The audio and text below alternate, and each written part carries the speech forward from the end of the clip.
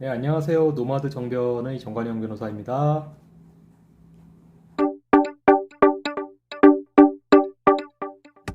네, 오늘은 그 이사의 감시 의무, 그러니까 주식회사 이사의 감시 의무에 관한 국내 판례 동향에 대해서 제가 소개해 드리려고 합니다.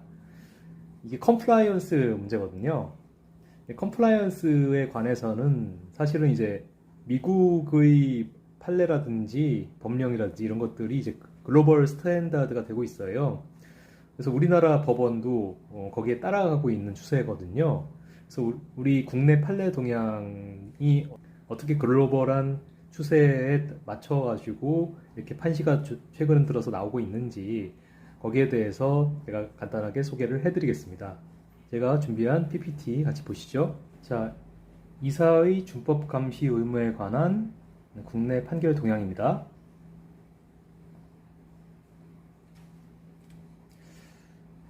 자, 사실관계를 소개해 드릴게요. 이 판례의. 자, 유스틸이라는 회사는 철강 제조 가공 업체입니다.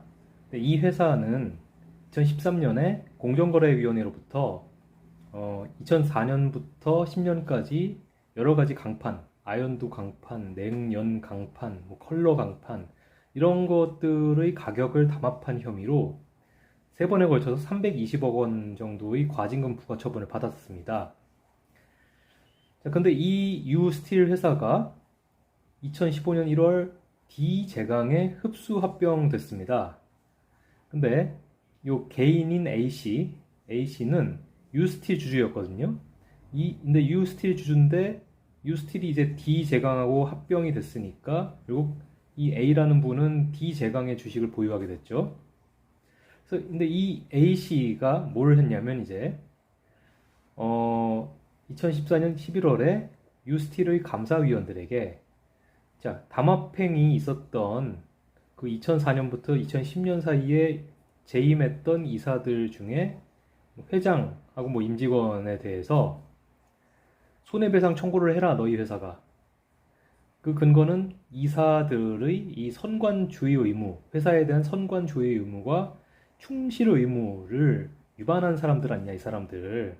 그 바람에 과징금 부과 처분을 받아서 회사가 손해를 입었으니 이 사람들 상대로 회사는 손해배상 청구를 제기해라 라고 청구서를 발송했는데 유스틸이 이거를 거부를 했어요. 그래서 이제 A씨는 어떻게 했냐면은 이제 주주대표 소송이라고 그래가지고 직접 2014년 12월 D제강 회장 등을 상대로 자, 이 D제강 회사에다가 319억여 원을 지급해라 라고 하는 주주 대표 소송을 이제 제기하게 됩니다. 그러니까 원래는 유스틸이 이 이사들 상대로 손해배상 청구를 해야 되는데 안 하니까 이제 주주 대표 소송을 할 수 있게 되는 거죠. 자, 이 사건의 쟁점은 피고들, 즉 유스틸의 이사, 대표이사 이런 사람들이 그 유스틸의 직원들이 법령에 위반해서 담합행위, 공정거래법상 금지된 담합행위를 하는 거를 지시했거나 또는 이런 담합행위를 알면서도 묵인했는지 여부가 이 사건의 쟁점입니다. 그리고 또 하나 쟁점, 이게 중요한데요, 사실. 뭐냐면 지금 이사하고 임직원들이 여러 명 있잖아요. 이사들이 여럿 있잖아요. 이사들이 여럿 있는데 자, 내가 다른 업무 담당 이사의 업무 집행에 대해서 감시를 해야 될 의무가 있지 않느냐.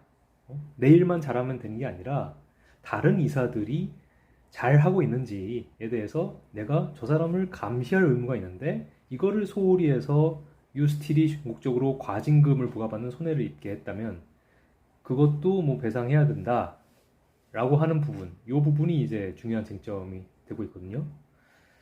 관련 법령은 여기 밑에서 보시다시피 상법 399조입니다. 참고하시고요. 여기 대해서 원심, 즉 서울 고등법원은 어떻게 판결했냐면 회사가 이사에 대해서 손해배상 책임을 물으려면 아주 구체적인 사정이 필요하다고 원론적으로 판시했어요. 고등법원은. 여기 보시면 이사가 회사에 대하여 전반적인 감독 책임이 있다라는 사정만으로 어떤 개별적인 법령 위반, 여기선 담합행위죠. 거기에 따른 손해배상 책임까지 있다라고 보기는 어렵다. 다시 말해서 이사는 전반적인 회사에 대한 감독 책임이 있어야 있기는. 그렇지만 그렇다고 해서 그런 임직원들 일부가 담합행위를 하는 등 불법행위를 하는 거에 대해서 이거를 내가 그냥 다 책임을 진다? 이사가? 그건 아니라는 거고, 아주 구체적인 임무 혜택, 그러니까 담합행위가 있는 걸 알고 있는데도 뭐 이제 방치한다든지 이거를 뭐 그냥 방조한다든지 그러한 구체적인 임무 혜택가 있어야지만 그 이사에 대해서 그 책임이 있다, 손해배상 책임이 있다라는 이제 원론적인 판시를 했어요. 결국 원고, 즉 주주의 손해배상 청구는 기각을 했죠. 근데 이제 이게 대법원에서 뒤집어지고 이게 가장 올해 올해는 아니구나. 이게 굉장히 중요한 판결, 리딩 케이스가 되고 있는 거예요. 컴플라이언스에서. 자, 보실까요? 이게 굉장히 제가 빨간색으로 표시한 부분이 중요한데, 주식회사 이사는 담당 업무는 물론이고 그건 당연히 잘해야 되고, 자, 여기가 중요해요. 다른 업무 담당 이사의 업무 집행도 감시할 의무가 있다. 그래서 다른 업무 담당 이사들도 법령을 준수하여 업무를 수행하도록 감시, 감독할 의무가 있다. 그러니까 내 일만 잘하면 안 된다는 거예요. 다른 이사들도 잘하고 있는지 감시해라. 특히 대표이사는 더 그렇다는 거고요. 따라서 여기 보시면 다른 대표이사나 업무 담당 이사의 업무 집행이 위법하다고 의심할 만한 사유가 있음에도 그거를 이 이사가 고의나 과실로 감시 의무를 위반해서 방치한 때, 이때는 회사가 입은 손해에 대해서 상법 399조에 따른 배상 책임을 진다. 그러니까 이제 공정위의 세 차례에 걸친 과징금 320억 원, 이거에 대해서도 이 이사가 손해배상 책임을 진다라는 겁니다. 물론 감시 의무 위반이 있을 때, 그러니까 어마어마한 부담이죠. 자, 근데 대법원은 모든 이사들이 서로를 막 그렇게 감시하고 막 구체적으로 들여다보고 그렇게 하라는 뜻은 아니에요. 사실 잘 봐야 돼요, 이 판결을. 그렇게 일일이 내 일뿐만 아니라 다른 이사들이 뭘 잘못하고 있는지를 샅샅이 이제 보기는 어렵잖아요. 그래서 대법원이 뭘 얘기하냐면, 여기가 중요한 부분이에요. 오늘 핵심인데, 내부 통제 시스템, 합리적인 정보 및 보고 시스템과 내부 통제 시스템, 이거를 구축하고 그게 제대로 작동되도록 노력을 해야 된다, 이사는. 자, 이사가 지금 내가 A라는 이사인데 다른 B, C, D, E, F 이사들이 뭘 잘못하고 있는지를 일일이 다 들여다보라는 게 아니라, 내가 이사면 적어도 우리 회사의 내부 통제 시스템을 구축하도록 하고 그게 제대로 돌아가게끔 하는 정도는 내가 해야 된다. 만약에 그마저도 안 했다, 그거면은 이제 당신은 감시 감독 의무를 못했다고 볼 수 있기 때문에 손해배상 책임을 지라는 거예요. 자, 그래서 다시 말씀드리면, 내부 통제 시스템을 구축하고 그게 제대로 작동되도록 하는 노력을 해야 되고요. 그리고 설사 시스템을 구축했다고 해서 그게 다가 아니라, 자, 시스템이 구축됐다 하더라도 회사 업무 전반에 대한 감시 감독 의무를 이행하는 것을 의도적으로 외면한 결과, 그 결과 다른 이사에 위법하거나 부적절한 업무 집행, 여기선 담합행위죠. 그러니까 이런 거를 알지 못했다면, 내가 몰랐어요. 저 사람들이 담합하는지 몰랐어. 그렇지만 그건 중요하지 않아요. 내가 몰랐다는 건 중요한 게 아니라, 내부 통제 시스템 갖추고 그게 돌아가게끔 내가 안 했다? 그럼 난 A라는 이사는 책임지라는 겁니다. 이사의 감시 의무 위반으로 인한 손해배상 책임을 진다는 겁니다. 이게 굉장히 중요한 판결입니다. 지금 정말로. 그래서 다음 판결로 좀 넘어갈까요? 이거 좀 말씀드릴게요. 이 판결을 요약하면은 결국 이 사건에 대해서 유스틸은 결과적으로 가격 담합 같은 위법행위를 방지하기 위한 내부 통제 시스템을 갖추지 못했다고 판단했어요. 그리고 피고, 즉 대표이사나 이사들이죠. 이거 내부 통제 시스템을 구축하기 위한 노력을 했다고 볼 자료도 없다. 그래서 책임져라. 과징금 320억 원. 그렇게 이제 판결이 났습니다. 자, 요 판결도 제가 소개해 드릴게요. 이게 또 올해 나온 아주 뜨끈뜨끈한 판결인데, 이 사건의 사실관계는 이렇습니다.